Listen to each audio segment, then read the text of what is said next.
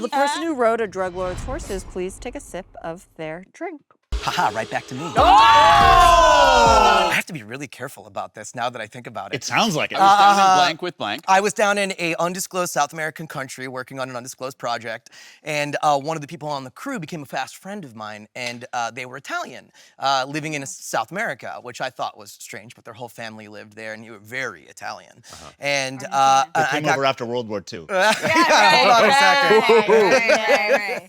I was down there for a while, and they were like, hey, this weekend, I want you to come out into the jungle with me. I want you to meet my uncle, and we'll have a nice day out there. And I was like, okay, this is great. So we go out, and I'm like, how far from the city center is this? And we were in a private car for like 2.5 hours.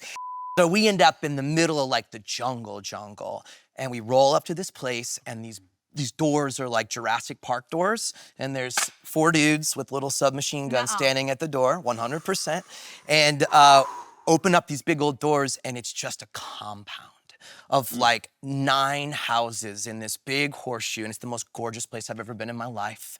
And there was probably like this family of like 30 out there just kind of running around doing their stuff, and boom, they folded me in big pots of polenta, the best food you've ever had, your family, delicious wine. It was the most amazing day, and at a certain part in the day, they were like, do you want to see our Peruvian dancing horses? And I was like, oh, sure.